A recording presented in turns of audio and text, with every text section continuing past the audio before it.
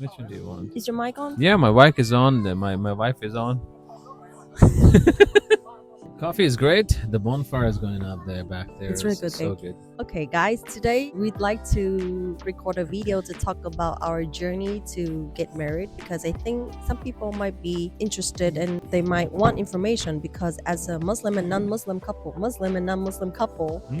That's right. it took us a while to get here. Yeah. And now we're married. And he's a Pakistani, he's a Muslim. I'm Yeah. a Vietnamese. I was not a Muslim before. I think you guys want to know of the process and all the steps we've done. Yeah. So It could here we be a are. good story to know, like many couples all around the world who are international, marriages. So it's like cross-culture marriages, and if they are Muslims or they're non-Muslims, how they get together, or some people they are from different nationalities and how they can, get together. And we have coffee. We have a beautiful view here. So Today is a let's have beautiful some day, time with actually. us. Okay, so let's start the conversation with how did we mentally prepare for this? So how did we start? Yeah. Basically, because as a Muslim, you are not supposed to date That's before right. getting That's married, right. right? But Date has many perspectives. So date, and then how did we start up with the things like we go halal way. So when we started, he was a Muslim, I was not a Muslim, and we started talking. One of the most important things that we set up from the beginning was our intention, which was our conversation on the first date. So I asked you, so why did you want to meet me? Remember that we had a few calls before meeting. Oh yeah, before meeting we had a call, and then like as a man that you're looking for your partner, how would you feel about that? Is this it's click on your head or your feelings like, okay, this is the one? It's all started with comfortable and healthy communication. Yes, we had really healthy and comfortable And the first time we called on the conversations. phone, like without even knowing each other, we took it like for an hour and a half, or just to chit chat, how are you, or like what are things that you're interested in, and We talked about a lot of things. We talk a lot of things, family, values, hobbies, what we do in our free time and stuff. Like we kind of like from the beginning, from the first call, we already felt like there's something special between us. And then we decided to meet. Right.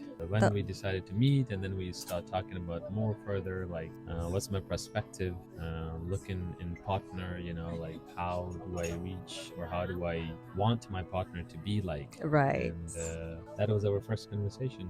Yeah, I remember I asked you, what was your intention? And then you said that I want to settle down. I want to find a partner. I think there was a moment when I realized that, okay, so this conversation can keep going, and I want to see him again because we have the same intentions. That's right. The more that we talk to each other, the more we know like we have many things in common. I think as a couple, if you don't have things in common, that might be difficult because one person has to sacrifice. One person has to, give up many things for someone.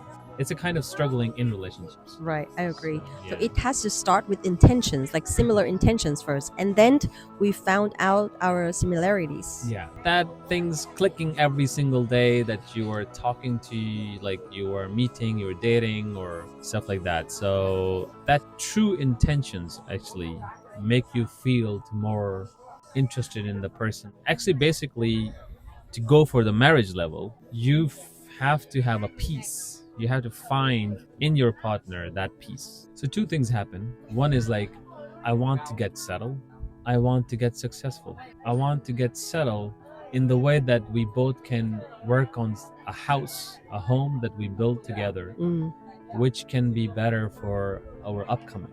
Like everybody's like normal dream. Like there's nothing a big thing, right? This is a simple thing that everybody wants. Of course, having a couple, having a marriage, or having a partner, we will definitely have both ways benefits. If you have a mindset goal to understand each other and build something together, that's how it weighs. Like, okay, we have both same vision, same goals, and all we have to do is put our efforts to achieve it. Right. Yeah.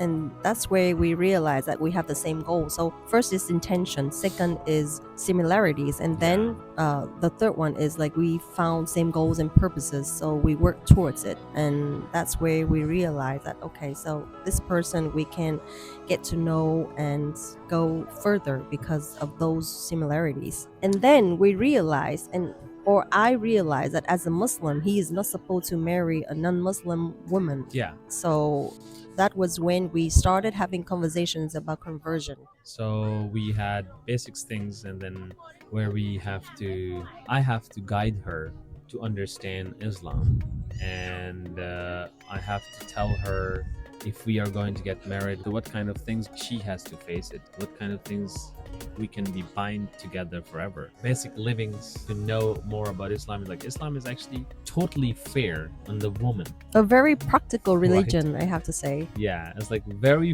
fair for the woman.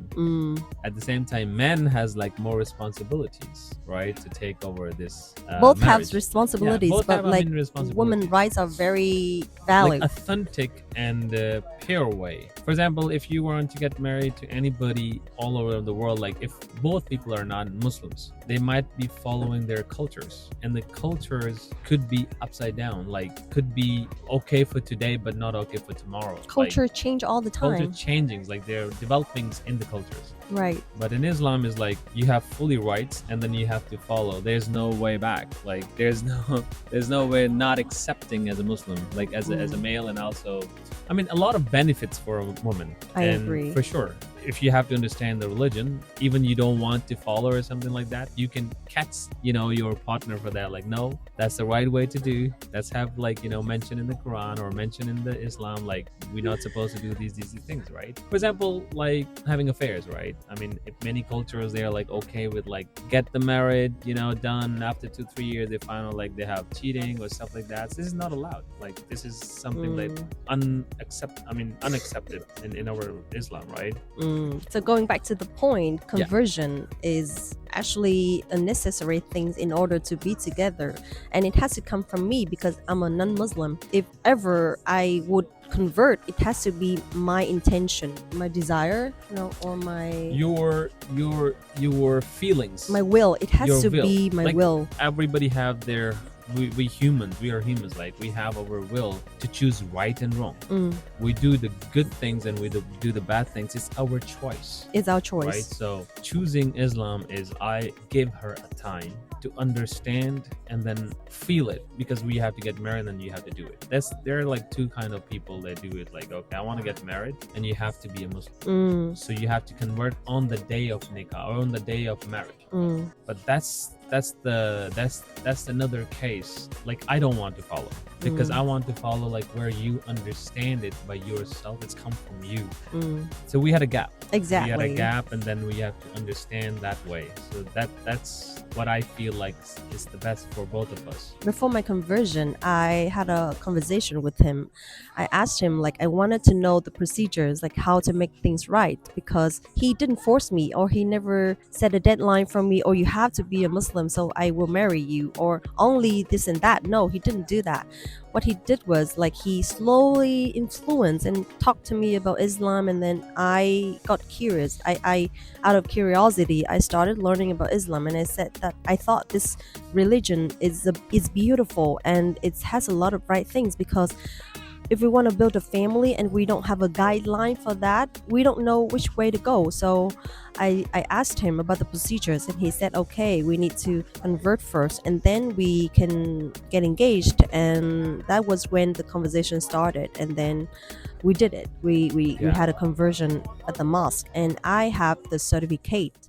So after her conversion, there was another stage that she wasn't aware of, or because I was. Yeah, you were aware, but you were not really knowing more about Islam, right? So after your conversion, I have set another deadline, like if we have to get married, we have to do not have to have close intimacy, right? We're not supposed to intimate. We're not So, supposed to date. We're not supposed to be in personal space alone. Right. Like in one room, we cannot be together. Right. Like, or we have to go out. We can see each other, but for only the purpose of something. Of getting married. Yeah, getting married. From our conversion, my conversion into Nikah, we have like around a month.